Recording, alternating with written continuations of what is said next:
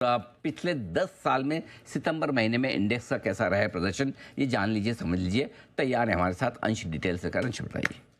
बिल्कुल, तो हमने ये पिछले 10 साल का डेटा कोलेक्ट किया है सितंबर महीने का, और उसके हिसाब से अगर हम यहाँ पे प्रदर्शन देखें तो पॉजिटिव तो नहीं रहा है और नेगेटिव स्लाइटली होता हुआ दिखा है। सबसे पहले निफ्टी की बात करें तो पिछले 10 साल में अगर सिर्फ सितंबर महीने का देखें तो सिर्फ 4 बार पॉजिटिव रहा है 10 में से, और अगर एवरेज मूव देखें तो -0.4% का यहाँ पे नजर आता है। वहीं अगर हम मिड कैप की बात करें तो यहाँ पे जो है 6 बार पॉजिटिव रहा है 10 में से।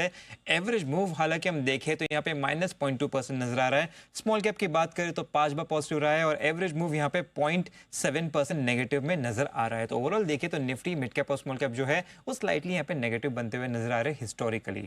अगर यहाँ पे हम सेक्टोरल परफॉर्मेंस की बात करें तो 10 साल का एवरेज निकाला है हमने सितंबर महीने का, और इसके हिसाब से निफ्टी रियलिटी टॉप गेनर के तौर पे दिख रहा है। 1.1% का यहाँ पे एवरेज मूव दिख रहा है।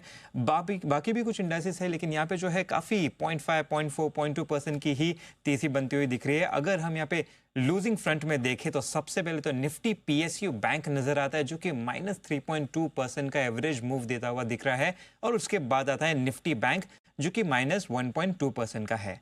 अब अगर हम उन इंडेक्सेस की बात करें जो एटलीस्ट 7 बार हरे निशान में रहे हैं, वो है निफ्टी ऑटो, निफ्टी एफएमसीजी। लेकिन अगर लाल निशान की बात करें तो यहाँ पे वापस से बैंकिंग सेक्टर ही नजर आता है। यहाँ पे निफ्टी पीएसयू बैंक है जो 10 में से 7 बार यहाँ पे नेगेटिव बंद होता हुआ नजर आया है।